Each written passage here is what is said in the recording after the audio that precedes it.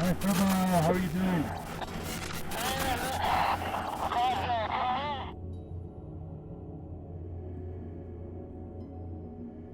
For Shreya Shaklareen, climbing Mount Everest was never just an adventure.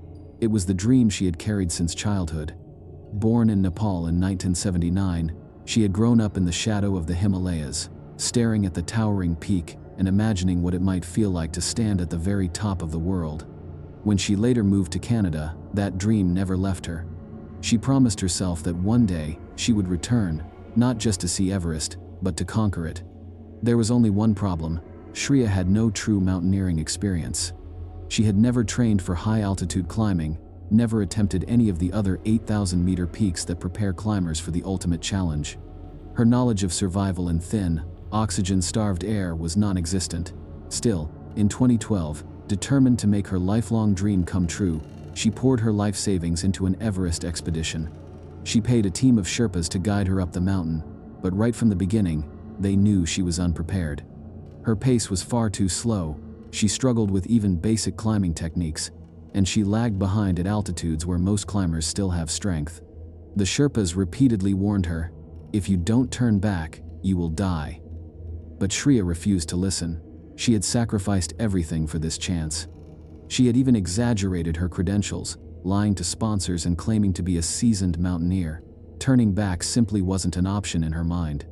On May 18, 2012, Shreya and her team left Camp 4, the last stop before the summit. They were now in the infamous death zone, where oxygen levels are so low that the human body slowly suffocates.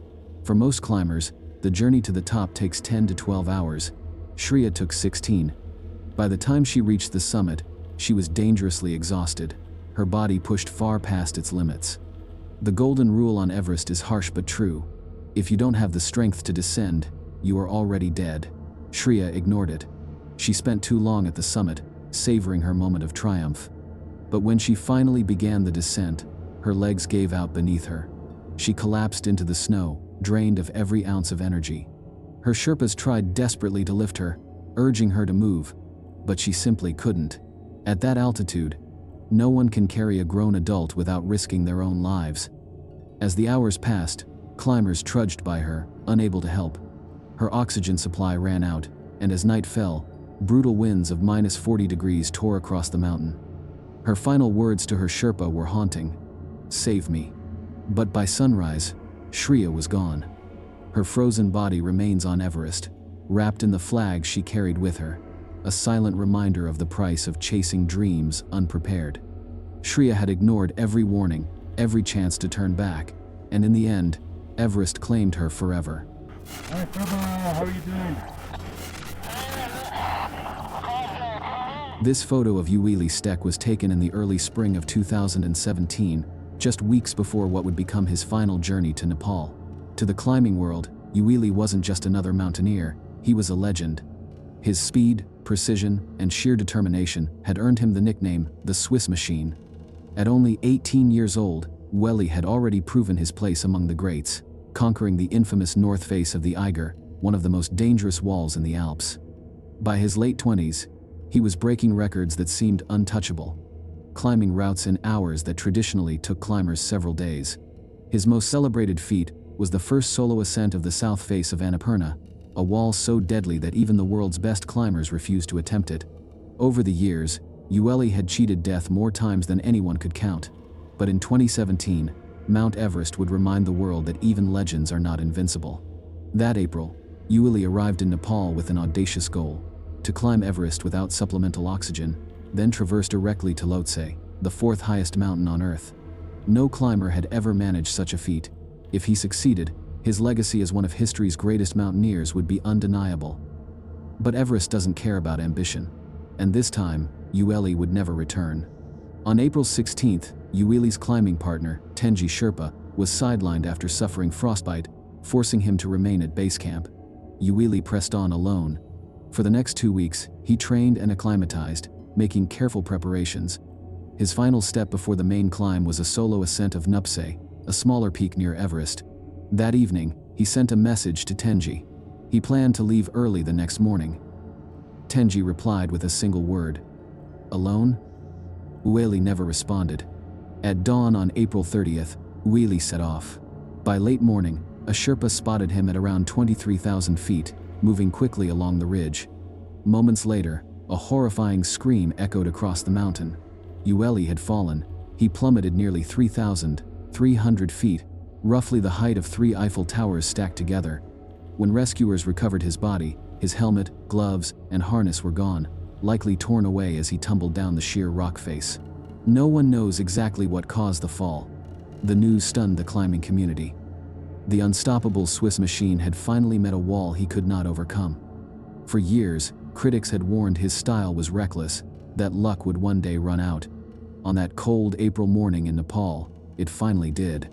But while Ueli's fall claimed only one life, the next Everest tragedy would take more than 20, all captured on camera. Whoa! Whoa! Whoa! Whoa! Whoa! Whoa! Inside! Oh, Hi, brother. How are you doing? It was April 25th, 2015, and at Everest Base Camp, the day seemed like any other. Hundreds of climbers were scattered across the camp, fine-tuning their gear, eating breakfast, and waiting for the perfect weather window to make their summit attempts.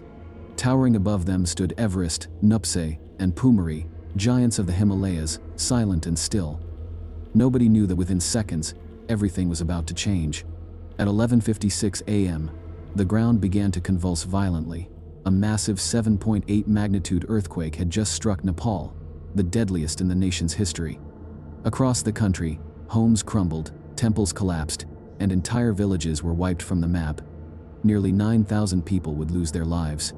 But for those camped beneath Everest, the true horror was only beginning. The quake unleashed a monster, an avalanche from the towering slopes of Pumori, directly above base camp. At first, there was only a faint rumble, but within moments climbers looked up to see a wall of destruction racing toward them. A 200-foot curtain of ice, rock, and snow thundered downward at hurricane-force speeds. There was no time to run, no time even to think. Seconds later, the avalanche slammed into base camp with unimaginable force. Entire tents were shredded and hurled through the air like scraps of paper. Climbers were buried, battered, or flung clear of the destruction. The lucky ones clawed their way out of the snow. The unlucky never stood a chance. When the roar faded and the snow settled, base camp had been reduced to wreckage. Survivors staggered through the devastation, searching desperately for anyone still alive. The main medical tent had been obliterated, leaving the injured with no supplies, no shelter, and little hope. By nightfall, 22 climbers were confirmed dead, making it the single deadliest day in Everest's long and brutal history. But the disaster didn't end there. Higher up the mountain at Camp 1 and Camp 2, roughly 200 climbers were stranded. The quake had destroyed the Khumbu icefall, the only safe route back down. Trapped at extreme altitude, they waited in terror, unsure if aftershocks or another avalanche would strike. The next morning, helicopters launched one of the most daring rescue operations ever attempted on Everest. Fighting thin air and brutal winds, pilots risked everything to land and evacuate the climbers one by one. By April 27th, the last survivors were flown to safety. Down at base camp, though, the devastation was undeniable. Everest had once again claimed lives without mercy, and it would not be the last time the mountain turned deadly. Hi, brother. How are you doing? Serge Desiro wasn't just another climber. He was a man who thrived on challenge. Back home, he was a respected firefighter who had saved countless lives. But on the world's highest peaks, it was his own life on the line. Having already stood on Everest's summit, Serge set his sights on K2. The Canadian team he led was skilled and prepared, choosing the Abruzzi Spur, the mountain's classic but deadly route, known for sheer rock faces and its infamous bottleneck. The climb was brutal, every step a battle against thin air, every breath hard-won. Still, Serge remained calm and collected, the kind of leader who inspired trust when conditions were at their worst. That trust carried them higher and higher until July 7th, when they reached one of K2's most treacherous obstacles, House's Chimney. This narrow chute of ice and rock is a place where even the smallest slip can prove fatal. Serge led the way, carefully testing each hold, moving slow and deliberate. But then, disaster struck. His crampon slipped on the icy rock. He lost his balance, reached desperately for the rope, but gravity took hold. In an instant, Surge plummeted more than 500 feet down the mountain's face. Climbers below caught the fall on camera, and the footage appeared to show a body tumbling down the steep ridge. Hi, Prabha, how are you doing?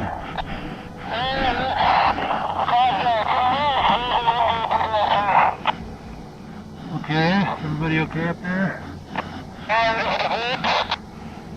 To this day, debate surrounds that video. Some insist it was Surge's body, while others claim it was only his gloves caught in the fall. On the mountain, however, there was no question of what had happened. His teammates stood frozen, unable to react, forced to watch helplessly as their leader disappeared down the slope. The expedition was called off immediately, the surviving climbers retreating in silence. Days later, they would face the grim task of recovering Surge's remains in conditions nearly as unforgiving as the climb itself. When word reached his hometown, the grief was overwhelming.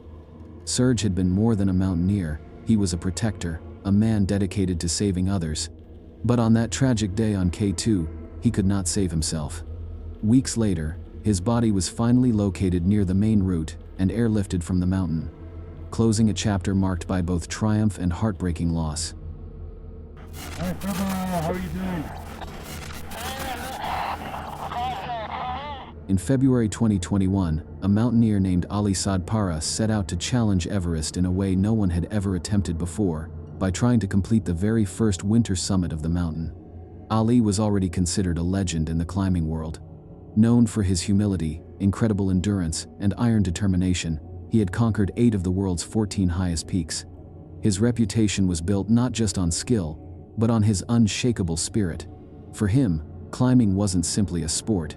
It was his life's purpose. The winter ascent of Everest was regarded as one of the last great challenges in high-altitude mountaineering. While the mountain had been summited countless times during other seasons, the brutal conditions of winter had defeated even the strongest climbers. Temperatures plunged far below 50 degrees Celsius, while hurricane-force winds ripped across the ridges. Many had tried before, but all were forced back, unable to withstand the savage cold and endless storms. Ali, however, was determined to change history. Alongside a small, committed team of climbers, he began the dangerous ascent, prepared to endure whatever the mountain threw at them. The climb was relentless. Steep ice walls, unstable snowfields, and near-constant winds made every step a battle. Yet Ali pressed on, his focus unbroken. On February 5, 2021, he and his team were last spotted high on the mountain, close to the summit.